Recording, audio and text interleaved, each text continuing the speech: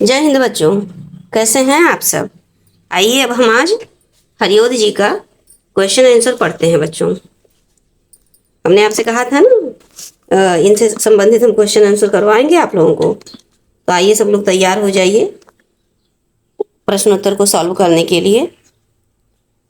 तो देखिए बच्चों, पहला क्वेश्चन आपका क्या है। पहला क्वेश्चन, निम्नलिखित में से कौन सा युग, एक मिनट बच्चों, ये निम्नलिखित में से कौन सा युग असंगत है। देखिए बच्चों, इस पर फोकस कीजिएगा कि असंगत कौन है।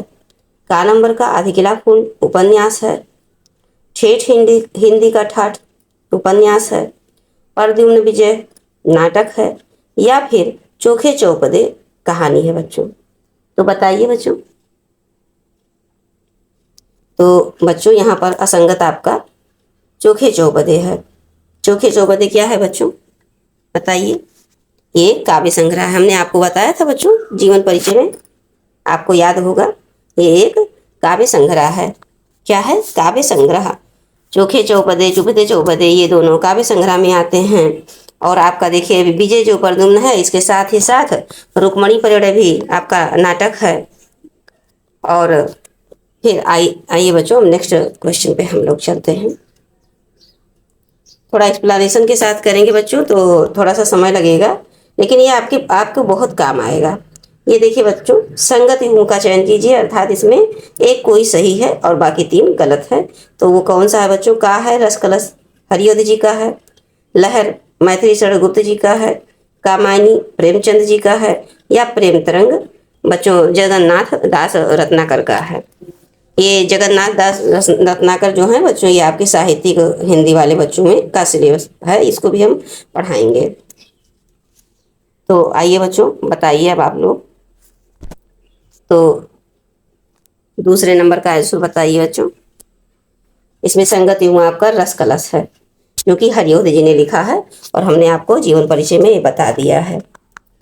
और आइए थोड़ा सा और एक्सप्लेनेशन भी देख लेते हैं बच्चों।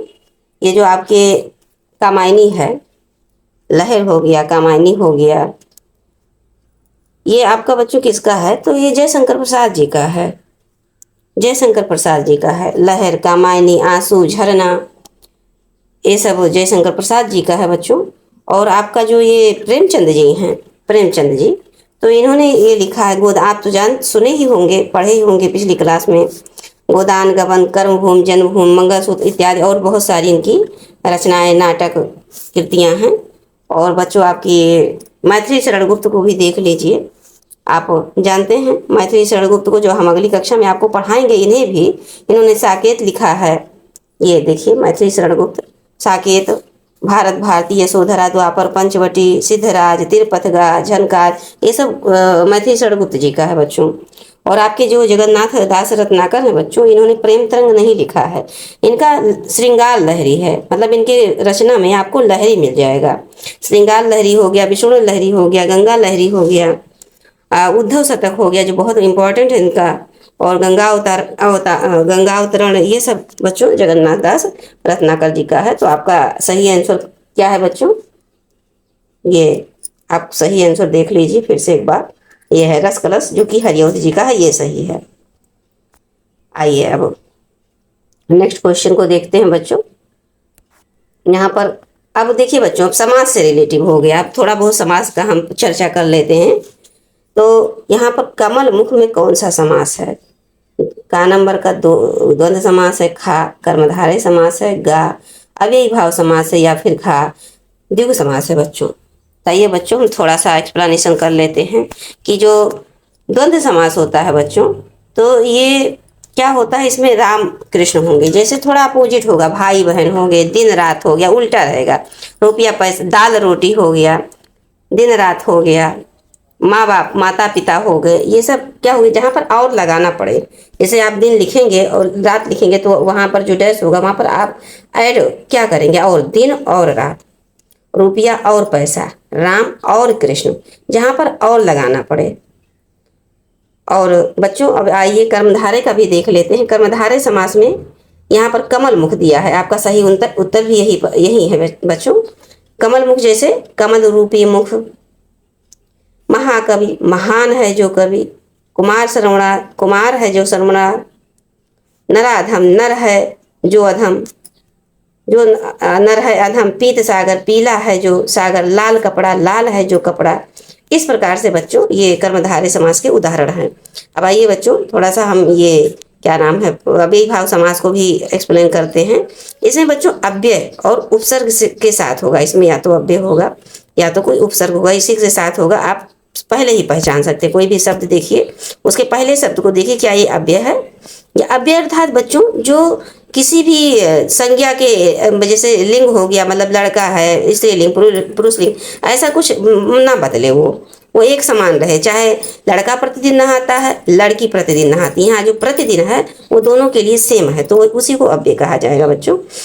तो यहाँ पर अव्यय भाव के थोड़ा बहुत उदाहरण देख लेते हैं।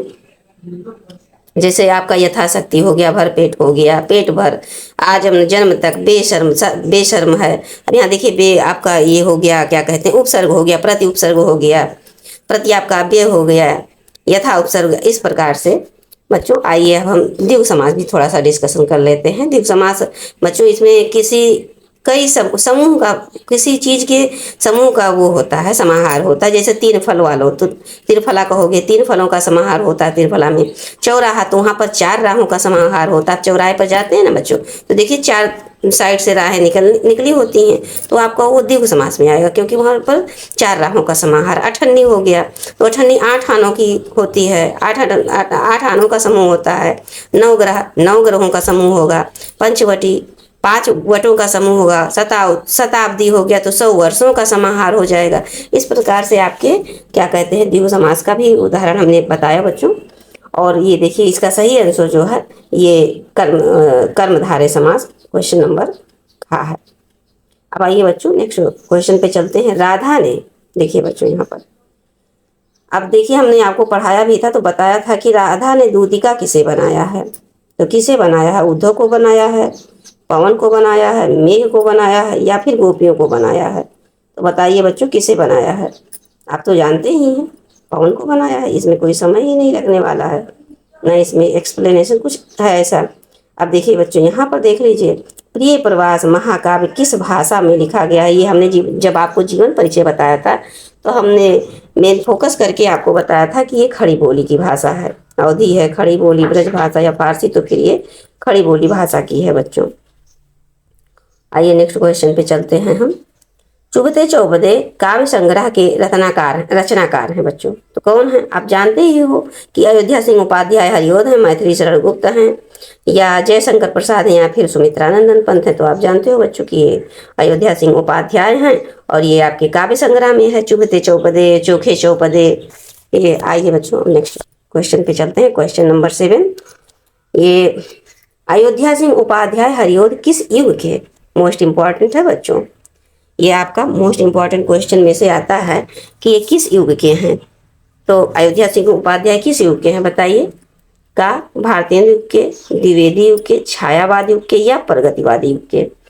तो बताइए बच्चों, हमने आपको बताया था कि अयोध्या सिंह उपाध्याय द्विवेदी युग के, वहां पर लिखा भी था जीवन परिचय में, साहित्यिक परिचय में।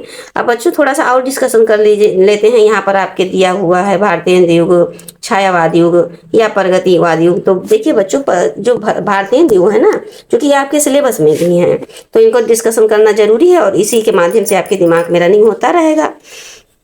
इसमें बालकृष्ण भट्ट आते हैं, बद्री नारायण चौधरी प्रेम घन आते हैं, प्रताप नारायण मिश्र आते हैं।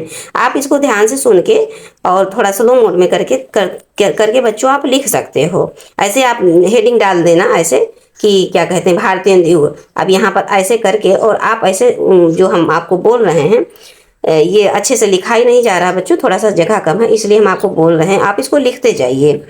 बालकृष्ण भट्ट हो गए, प्रताप नारायण मिश्र, अंबिका दत्त व्यास, और क्या कहते हैं राधा चरण गोस्वामी, ठाकुर जगमोहन सिंह, किशोरी लाल गोस्वामी, ये सब बच्चों आपके भारतीय युग में आते हैं, और मोस्ट इंपॉर्टेंट में से प्रश्न में से बन सकता है।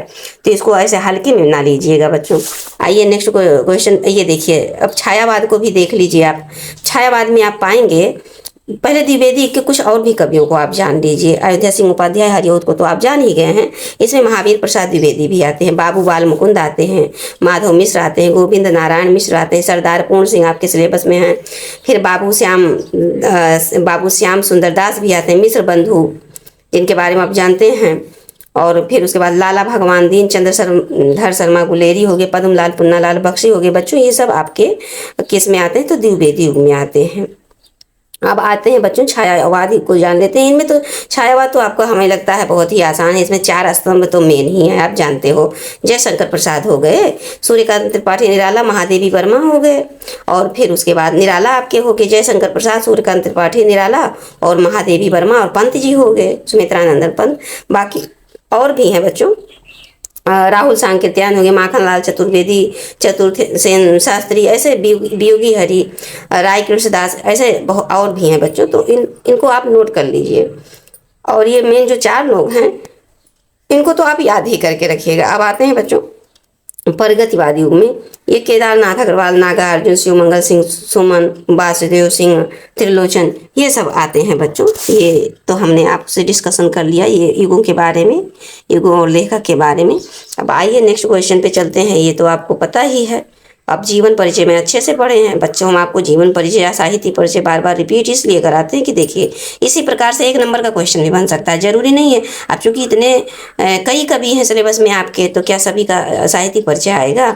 2 का मान लीजिए आ गया, ऑप्शन दे के एक या कीजिए या इनको कीजिए। और तीसरे चौथे में किसी को 1 नंबर में ऐसे दे दिए, जन्म हो गया, मृत्यु हो गया, जन्म स्थान हो गया, या किस युग के हैं, इस प्रकार से दे दिए बच्चों।